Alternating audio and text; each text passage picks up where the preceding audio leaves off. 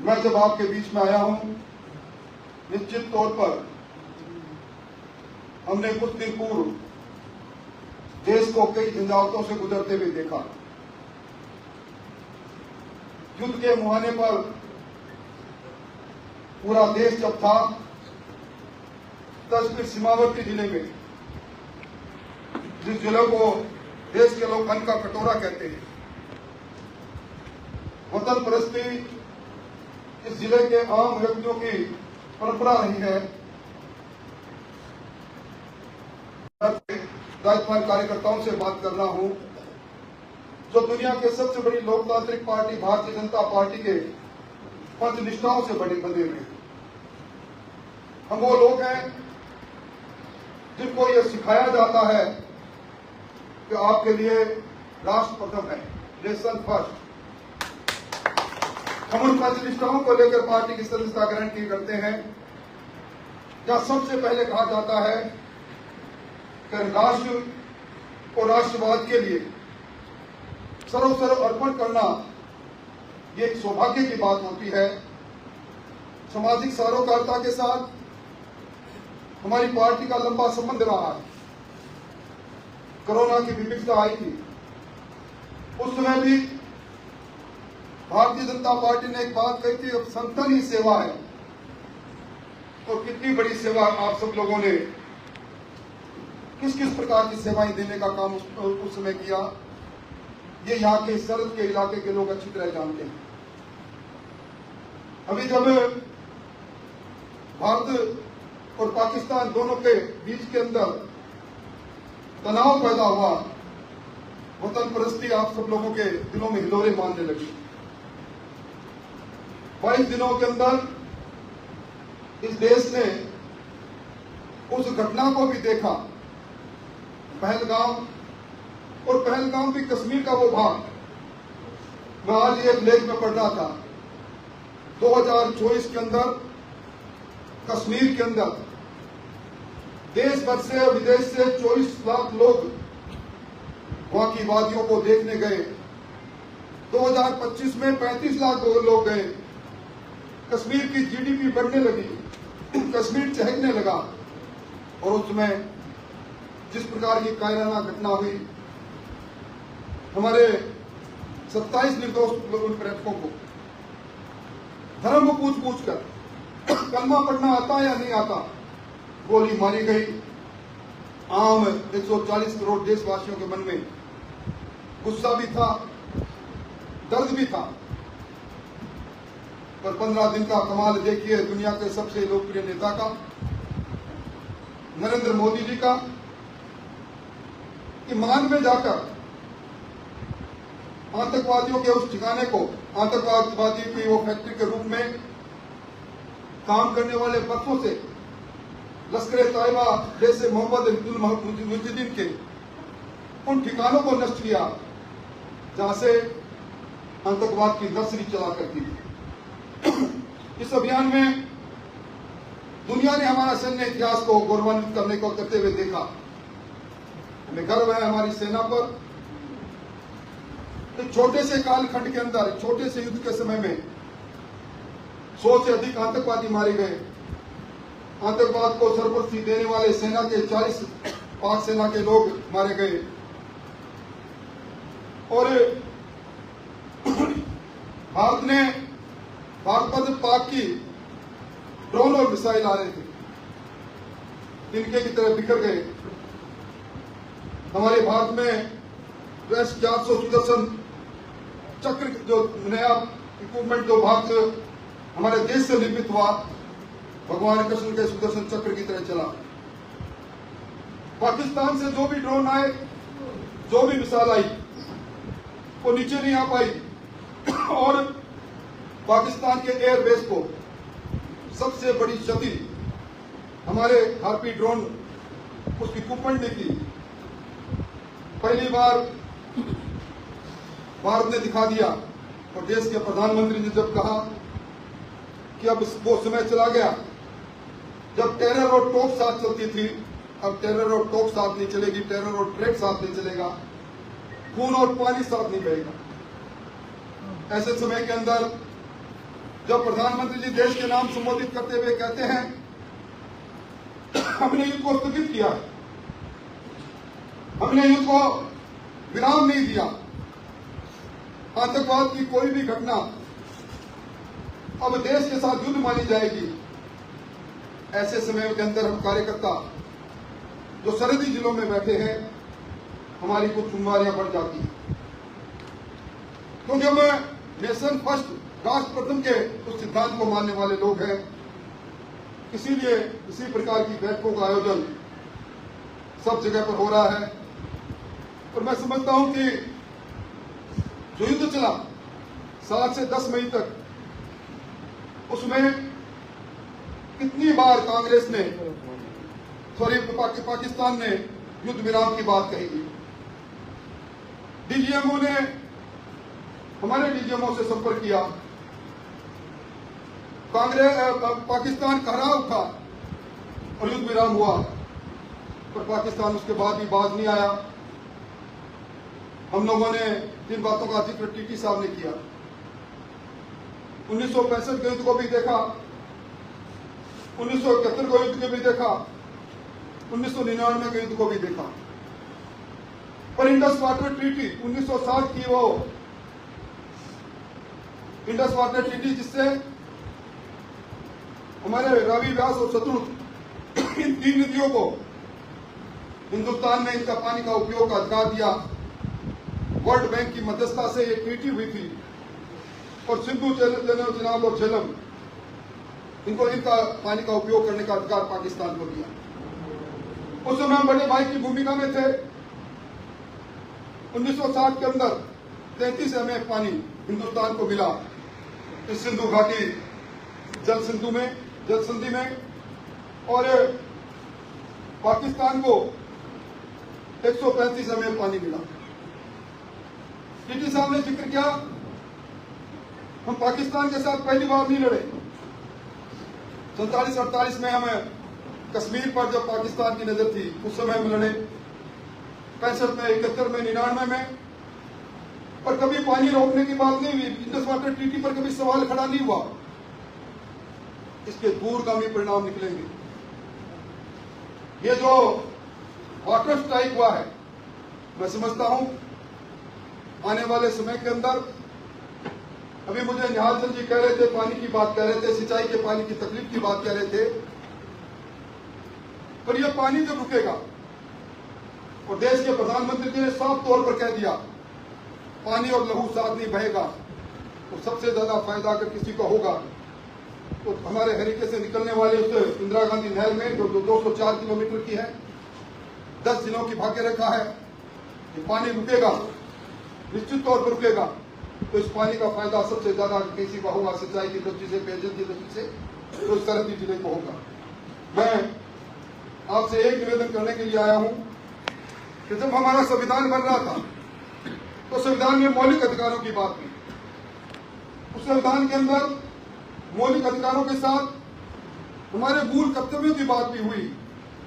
संविधान के article 51A में यह लिखा गया कि जब कभी भी राष्ट्र की सुरक्षा की आवश्यकता होगी, राष्ट्र की रक्षा और नागरिक कर्तव्य निभाना हर भारतीय का कर्तव्य होगा। और आर्टिकल 23 में यह लिखा गया कि जब कभी भी आवश्यकता पड़ेगी, स्वार्थिक प्रयोजन के अनिवार्य सैन्य सेवा अधोरेखित हो सकती है, किया जा सकता है। यानी यहां पर हम सब लोग, हमें संविधान ने उस समय कहा कि हमारा कर्तव्य है कि अगर राष्ट्र को यह जरूरत पड़े, हर नागरिक को अगर राष्ट्र आह्वान करे कि आपको भी सेना की तरह, सैनिक की तरह लड़ना है, तो हमारा संवैधानिक कर्तव्य है, हमें उस कर्तव्य को बेखूबी से निभाना है। और मैं समझता हूं कि इस बार जिस प्रकार का युद्ध हुआ और उस युद्ध के बाद में जिस प्रकार की परिस्थितियां बनी, और हर भारतीयों का सीना गर्व से फूल गया, हमें अपने आप को गौरवान्वित महसूस होने लगे, तो दुनिया को हमने दिखा दिया। पाकिस्तान को दुनिया की नजरों में एक आतंकवाद को सरपरस्त देने वाला देश के रूप में पाकिस्तान सामने आया। आर्थिक हालात से जर्जर पाकिस्तान, और पाकिस्तान के अंदर पहली बार पीओके के अंदर हिंदुस्तान जिंदाबाद के नारे लगते हैं, बलूचिस्तान पाकिस्तान सरकार के खिलाफ खड़ा हो जाता है। मैं समझता हूं आज सामरिक दृष्टि से और हमारे अंतर्राष्ट्रीय दृष्टि से अगर हम देखें तो जिस प्रकार की नीति और जिस प्रकार की नियत के साथ हिंदुस्तान का व्यक्ति खड़ा हुआ, पाकिस्तान के चेहरे से नकाब खींची गई और पाकिस्तान दुनिया की नजरों में अलग थलग पड़ गया। और ऐसे समय में मुझे अफसोस इस बात का भी होता है कि मैं हमारे कांग्रेस के कुछ नेताओं की बात को पढ़ रहा। कल गोविंद डोटासरा प्रेस कॉन्फ्रेंस करके एक बात कहते हैं, वो कहते हैं कि जब युद्ध की स्थिति बनी, सरहद के जिलों पर पुलिस का कर्मचारियों को स्थानांतरित किया गया, तो कांग्रेसी विचारधारा में, यानी सरहद के जिलों में जो लोग रहते हैं ये उनके लिए काला पानी है। अगर उन्हें ध्यान होता है सरहदों पर वो जाबाज लोग बैठे हैं, सेना के लोग जो किसी भी परिस्थिति के अंदर अपनी जान को जोखिम में डालकर हमारी सरहद को सुरक्षित करते हैं, ये उनका अपमान नहीं। क्या सरहदी जिलों के अंदर इस प्रकार की स्थिति में सरकार वहां माकूल व्यवस्था के लिए कर्मचारियों को तैनात करती है, उनको राष्ट्र सेवा का मौका देती है, पर इस प्रकार की बातों को भी जब इस नजर से देखा जाता है तो बड़ा अफसोस होता है। पूर्व मुख्यमंत्री जी का आज मैं बयान पढ़ रहा था, कह रहे थे तिरंगा यात्रा निकाल रहे हैं।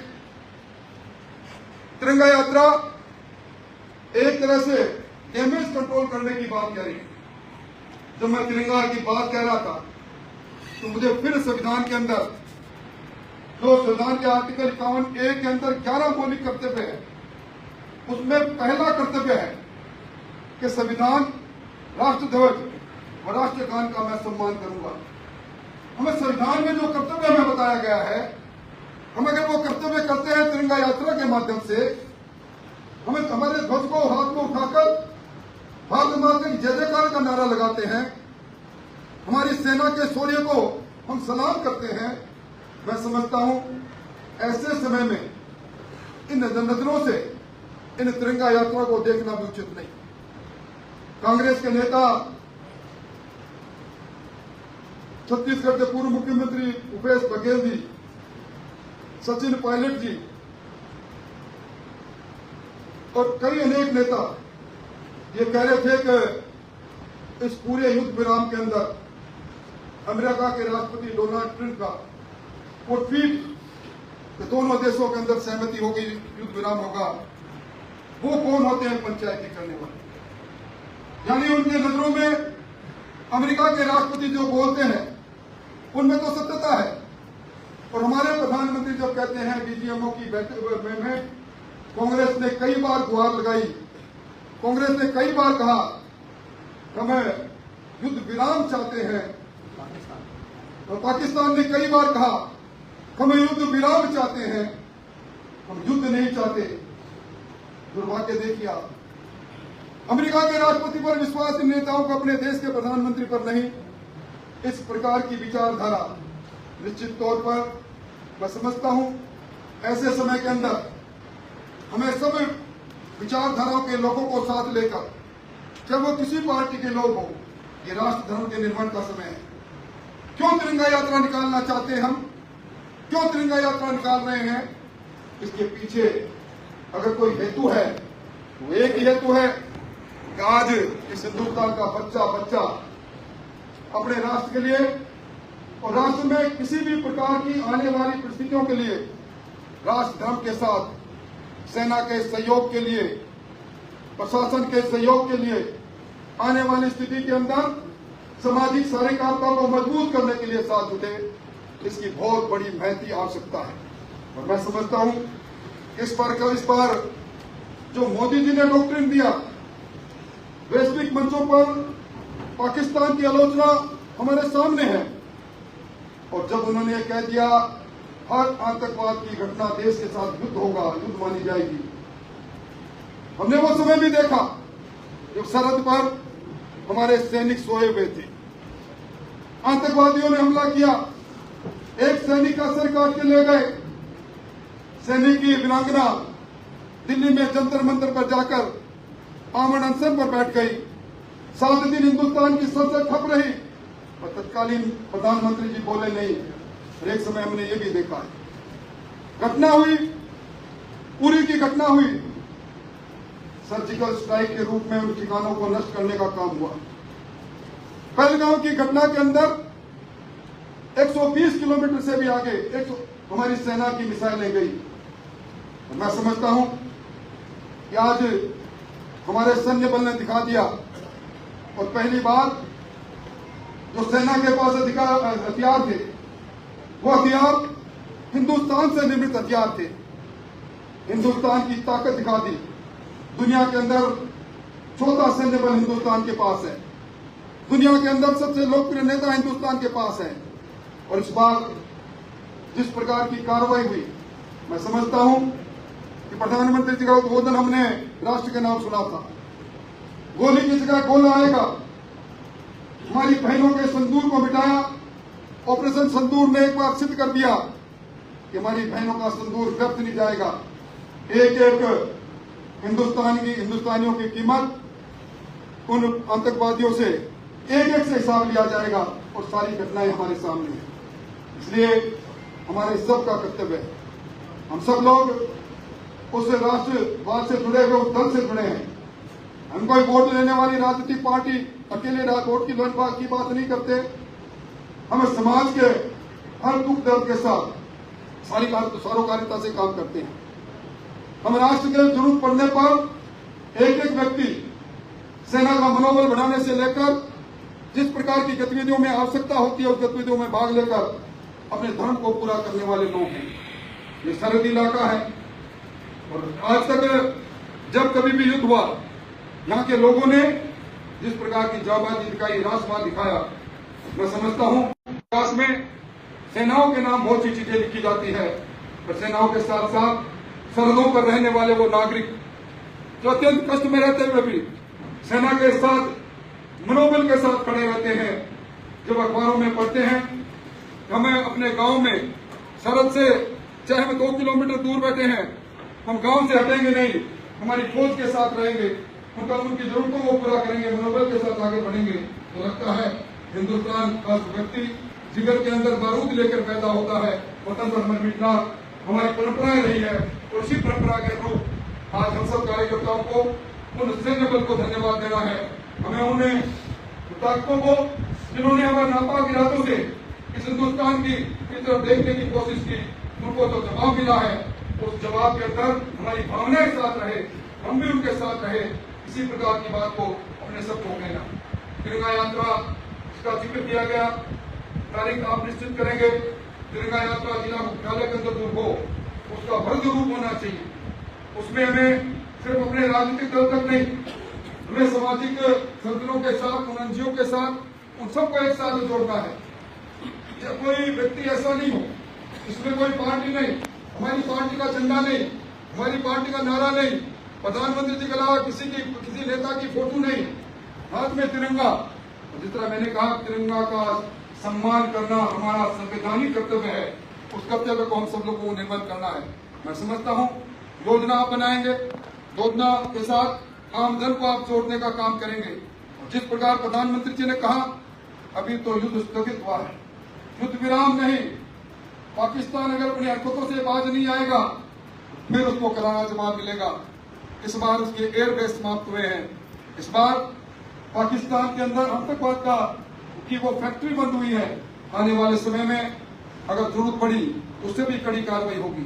दुनिया ने देखा आतंकवादियों जिसका नाम आप लोगों ने लिया, उनके संस्कार के समय में जिस प्रकार पाकिस्तान के सैन्य अधिकारियों का जो उनको सम्मान देते हुए हमने देखा, तो लगता है एक ही सिक्के के दोनों पहलू हैं। इसलिए भाइयों, हम सब लोगों को इस संक्रमण काल के अंदर जो हमें संदेश मिलता है, अपने संगठन, अपनी पार्टी, अपने नेताओं और सैन्य अधिकारियों से लेकर जिला प्रशासन में, उनमें हमें कैटलिस्ट की भूमिका निभानी है, उत्प्रेरक की भूमिका निभानी है। हमें उनके साथ उनके निर्देशों की पालना करनी है। ब्लैकआउट से लेकर हर उस काम के अंदर आवश्यकता पड़ने पर हमें सहभाग करना है। तिरंगा यात्रा के माध्यम से राष्ट्रवाद के उस ध्वज को और ऊंचा करने का काम हम सब लोगों को करना है। मोटे तौर पर पार्टी के लोगों ने कल हुक्म दिया, मैं आपके बीच में आया, तो मुझे लंबी बात कोई कहने की आवश्यकता नहीं। मुझसे पहले यहाँ आप सब लोगों ने कुछ लोग कई युद्धों के साक्षी भी रहे हैं। आप सबकी जो भावनाएं हैं उन्हीं भावनाओं के साथ अपनी भावना मिलाते हुए उम्मीद करता हूं आने वाला कभी भी चुनौती का समय होगा, यहाँ का बच्चा जज्बे के साथ खड़ा होगा और उस बच्चे को जज्बे के साथ खड़ा करने में हमें एक उत्प्रेरक की भूमिका के अंदर